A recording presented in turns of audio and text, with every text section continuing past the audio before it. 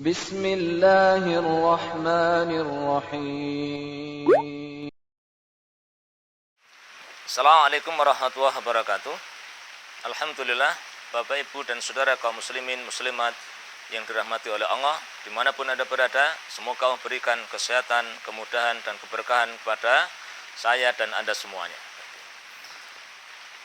Alhamdulillah, kemarin saya sudah menyampaikan bahwa harus ada yang kita siapkan untuk menyambut datangnya Ramadan. Yang pertama adalah menghadirkan kegembiraan, kemudian yang kedua, menyiapkan ilmu. Karena tidak ada yang lebih penting dalam membahas, mengerjakan sesuatu, melebihi pentingnya ilmu untuk memahami agar kita tepat dalam melakukan, kemudian target tercapai sesuai harapan. Kalau untuk urusan masak, ibu-ibu perlu ilmu. Untuk urusan menangani dan mendidik anak, kita perlu ilmu. Untuk menjadi suami yang baik, kita perlu ilmu. Untuk bisa bermasyarakat dengan baik, kita juga perlu ilmu. Bahkan untuk sekedar mengendarai sepeda motor, kita perlu ilmu. Maka beribadah kepada Allah Subhanahu wa Ta'ala, kita lebih menghajatkan ilmu agar ibadah kita diterima oleh Allah Subhanahu wa Ta'ala. Untuk urusan dunia, yang itu hanya akan kita rasakan, kita nikmati 70, 80 tahun sampai akhir penghujung usia kita memerlukan ilmu. Maka untuk sebuah amalan yang kita hajatkan, akan kita rasakan ribuan tahun, bahkan jutaan tahun setelah kita mati, tentu lebih menghajatkan ilmu untuk kita fahami, kemudian kita laksanakan dengan sebaik-baiknya.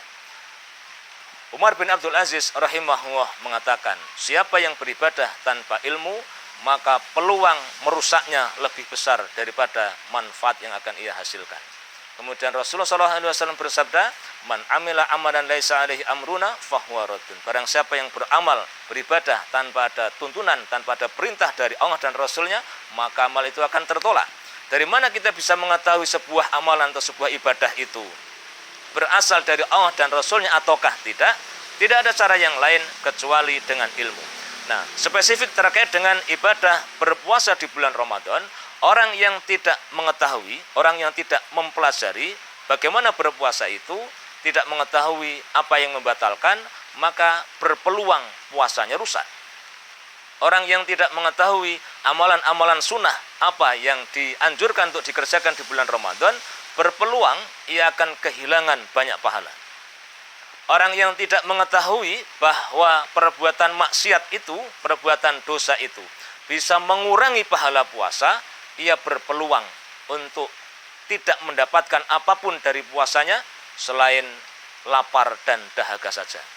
Rasulullah SAW bersabda, kam min shaimin laisa lahu min siyamihi illal ju' wal atas. Berapa banyak orang yang berpuasa tidak mendapatkan balasan apa-apa dari puasanya selain lapar dan dahaga semata. Maka Bapak Ibu, kaum muslimin dan muslimah dimanapun Anda berada, mari kita semakin mendekat ke Ramadan, pelajari lagi bagaimana syarat sahnya puasa, syarat wajibnya puasa, apa saja rukun puasa, kemudian apa yang membatalkan puasa, kemudian amalan-amalan sunnah apa yang dianjurkan untuk dikerjakan, kemudian perbuatan dosa itu apa saja yang bisa mengurangi pahala puasa. Kalau kita melakukan sesuatu yang melanggar atau membatalkan puasa, apa yang harus dilakukan, bagaimana kalau ibu hamil, bagaimana kalau ada orang sakit, hendaknya itu kita pelajari dan kita fahami sebelum kita memasuki bulan Ramadan.